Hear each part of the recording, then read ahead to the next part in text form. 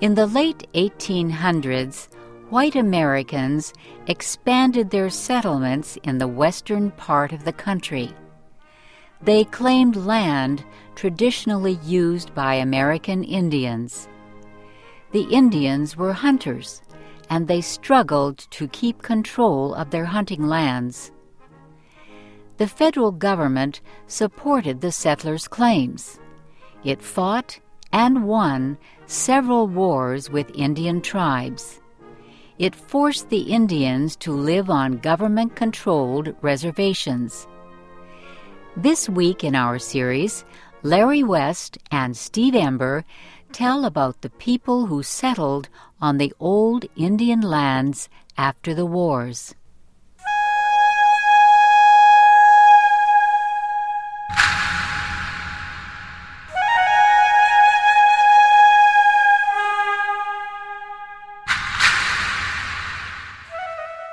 After the Indians were defeated, thousands of settlers hurried west. Some hoped to find new, rich farmland. The soil they left behind was thin and overworked. Their crops were poor. Some simply hoped to buy any kind of farmland. They did not have enough money to buy farmland in the East. Others came from other countries and hoped to build new lives in the United States. All the settlers found it easy to get land in the West. In 1862, Congress had passed the Homestead Act. This law gave every citizen and every foreigner who asked for citizenship the right to claim government land. The law said each man could have 65 hectares. If he built a home on the land and farmed it for 5 years, it would be his. He paid just $10 to record the deal. Claiming land on the Great Plains was easy. Building a farm there and working it was not so easy. The wide, flat grasslands seemed strange to men who had lived among the hills and forests of the East. Here there were few hills or trees. Without trees, settlers had no wood to build houses. Some built houses partly underground. Others built houses from blocks of earth cut out of the grassland. These houses were dark and dirty.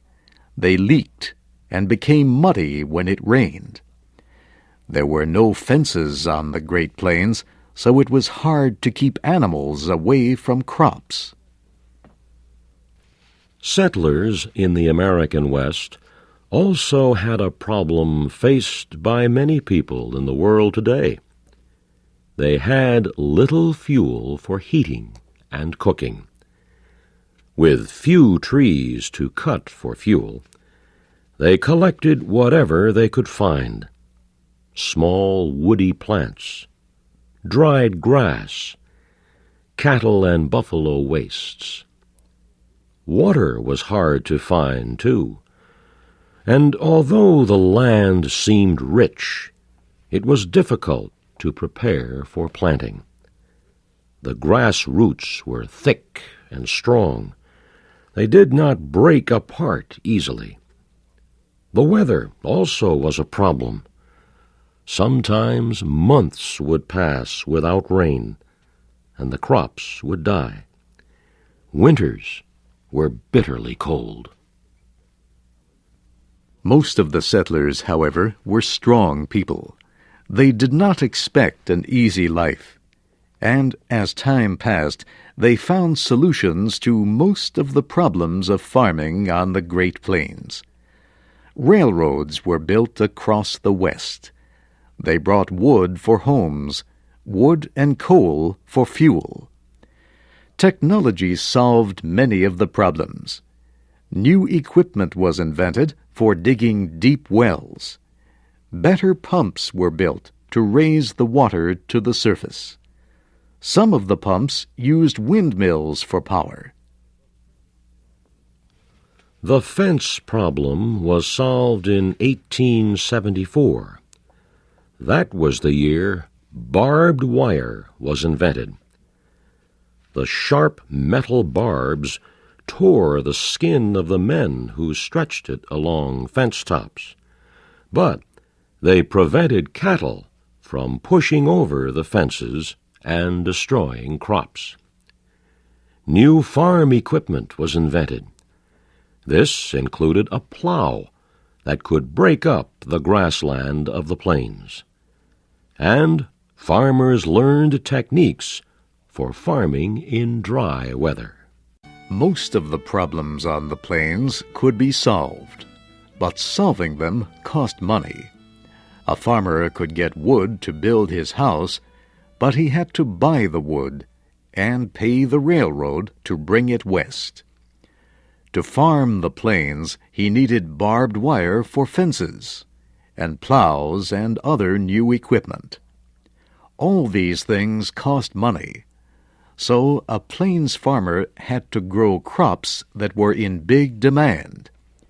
He usually put all his efforts into producing just 1 or 2 crops. The farmers of the plains did well at first. There was enough rain. Huge crops of wheat and corn were produced. Much of the grain was sold in Europe, and farmers got good prices. The farmers, however, were not satisfied. They were angry about several things. One was the high cost of sending their crops to market. The only way to transport their grain was by railroad, and railroad prices were very high for farm products, higher than for anything else. The railroads also owned the big buildings where grain was stored. Farmers had to pay to keep their grain there until it was sold. They said storage costs were too high. The farmers were angry about the high cost of borrowing money, too. They opposed the import taxes, tariffs they had to pay on foreign products. Some of the tariffs were as high as 60%. Congress had set the levels high to protect American industry from foreign competition. But farmers said they were the victims of this policy because it increased their costs. Farmers as individuals could do nothing to change the situation. But if they united in a group, they thought, perhaps they could influence government policy. Farmers began to unite in local social and cultural groups called granges. As more and more farmers joined granges, the groups began to act on economic problems. Farmers organized cooperatives to buy equipment and supplies in large amounts directly from factories. The cost of goods was lower when bought in large amounts. The granges also began to organize for political action. Local granges became part of the national grange movement. Grange supporters won control of state legislatures in a number of Middle Western states. They passed laws to limit the cost of railroad transportation and crop storage. Railroads refused to obey these laws. They fought the measures in the courts. They did not win. Finally, they appealed to the United States Supreme Court. The railroads said the laws were not constitutional because they interfered with the right of Congress to control trade between the states. The railroads said states could not control transportation costs. To do so would reduce profits for the railroad, and that would be the same as taking property from the railroad without legal approval. The Supreme Court rejected this argument. In a decision in 1876, the Supreme Court said states had a legal right to control costs of railroad transportation.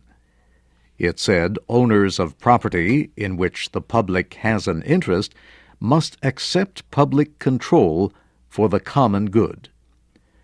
The farmers seemed to have won, but the powerful railroad companies continued to struggle against controls. They reduced some transportation costs, but only after long court fights. The Granges tried to get Congress to pass laws giving the federal government power to control the railroads. Congress refused to act. Many farmers lost hope that the Granges could force the railroads to make any real cuts in their costs. They began to leave the organization. Others left because the economy had improved. They no longer felt a need to protest. Within a few years, the National Grange had lost most of its members. Some local groups continued to meet, but they took no part in politics. New protest groups would be formed in a few years when farmers once again faced hard times. But for now, in the late 1870s, times were good. Most people were satisfied.